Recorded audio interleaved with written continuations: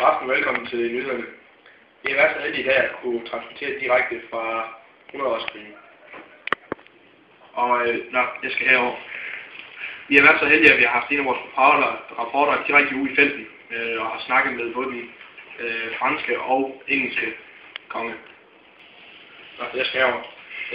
Hvad har du til os i dag, Olav Bangsø? Tak for det, Heinrich.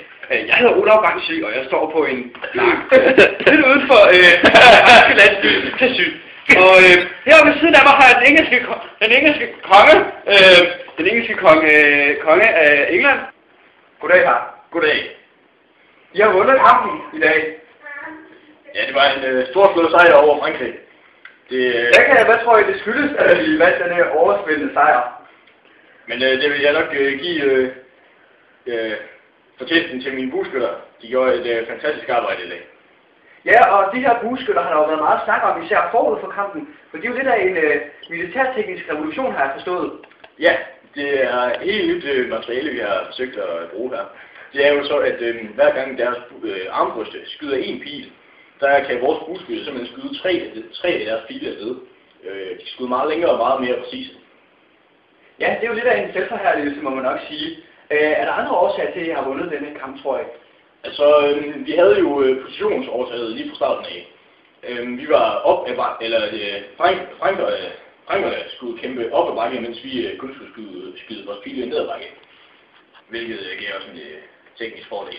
Ja, der var mange forud for kampen, der egentlig havde regnet med, at vi ville blive fuldstændig slagtet, og det havde jeg da også personligt sat min penge på. Men det var meget interessant, at en undertagelig styrke her var i stand til at besejre ellers den mest effektive krigsmaskine i verden. Ja, det vil jeg igen give terrænet det er også en rigtig god fordel, og at vores mænd var da også ret tæt på at tabe slaget.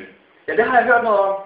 Ja, midt ind det hele kom min søn, prinsen, ridende tilbage til vores lejr, hvor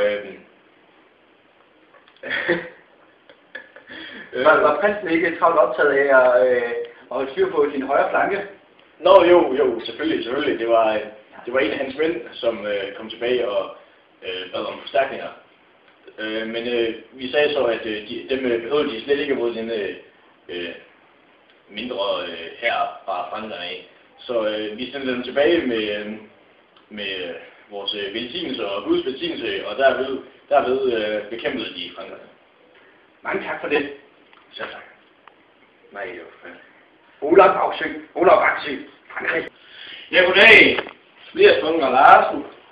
Jeg skal fremlægge lidt om slaget her ved Krysø, hvordan det foregår nu, og hvordan udviklingen er.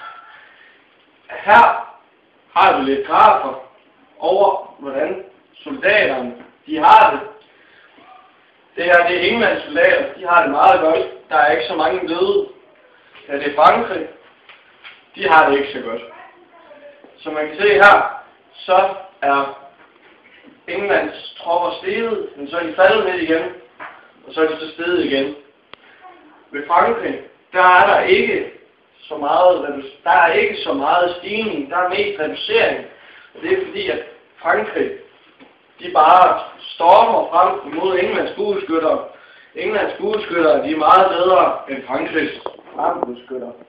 Fordi at en bueskytte kan skyde 3 pile afsted, mens Frankrigs armbueskytter kan kun skyde 1 pil afsted. Og Frankrigs konge har ikke tænkt sig ordentligt om, så han har sendt mændene fremad, og det er jo kun til gode for England. Jeg skal så fortælle lidt mere om det, jeg snakker om lige før, med hensyn til bueskytterne. Som I kan se, så har vi det lavet en hurtig trækning her, med England, der står oppe på bakkerne, og Frankrig, der står nede i dagen. Problemet er, at Frankrig, de styrter fremad med deres armbryster, som er meget svært lavet. Og heroppe på højen, der står England, og de skyder jo bare pile ned imod Frankrig. Og de kan jo så skyde, som sagt, 3 pile afsted, før at de overhovedet kan nå at lade 1 pil. Så det er en af grundene til, at Frankrig, de mister mange soldater. Fordi at kongen, han bare sender dem fremad Han er alt for optimistisk og naiv til at tro, at det er en dårlig idé.